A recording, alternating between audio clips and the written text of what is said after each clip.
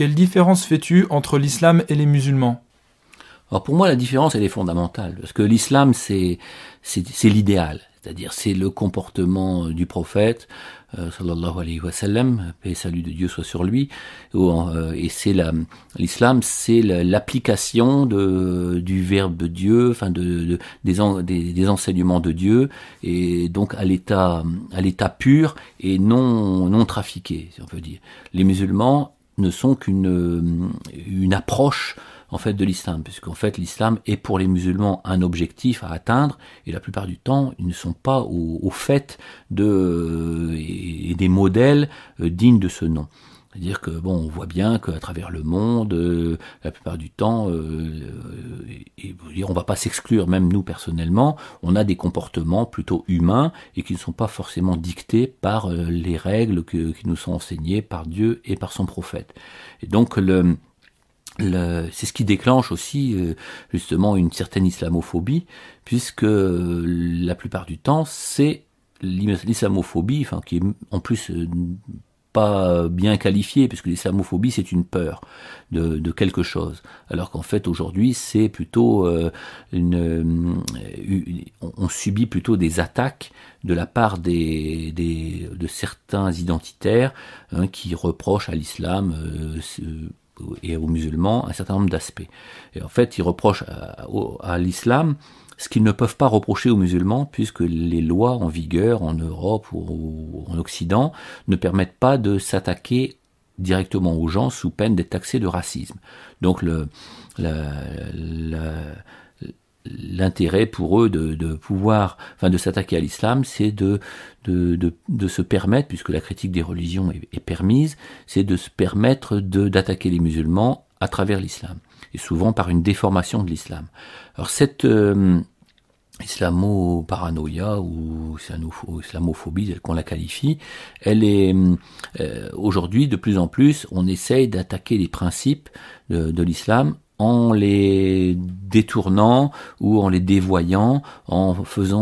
mettant en évidence que des aspects extérieurs sans vérifier si ces enseignements-là sont déjà authentiques d'une part, s'ils n'ont pas été déformés soit par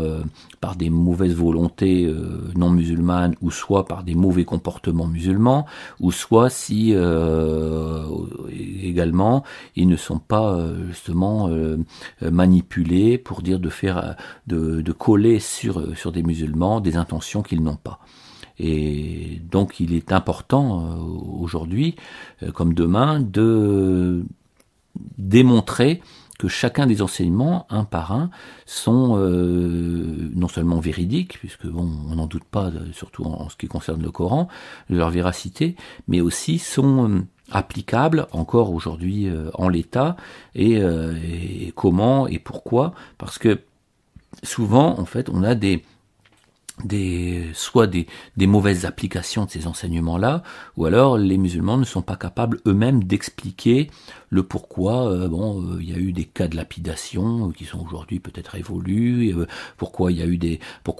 et à partir de quel montant on peut couper des mains pour dissuader des gens de voler, ou pourquoi on peut recourir à la peine de mort pour dissuader les grands criminels au lieu de laisser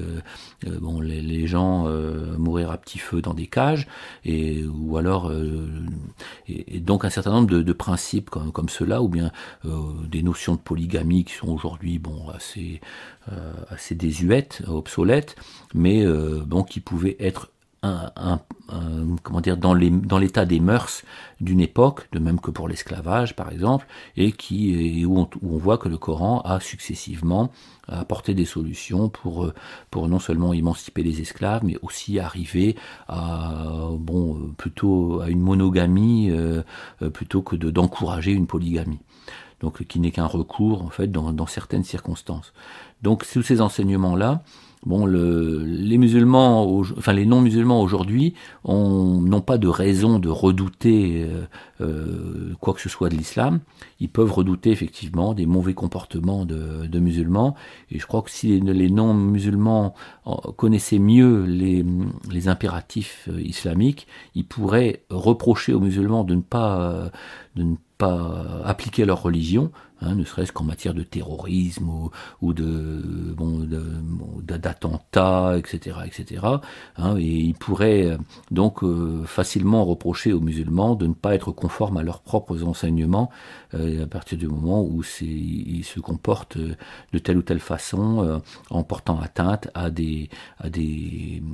particuliers ou à des intérêts privés.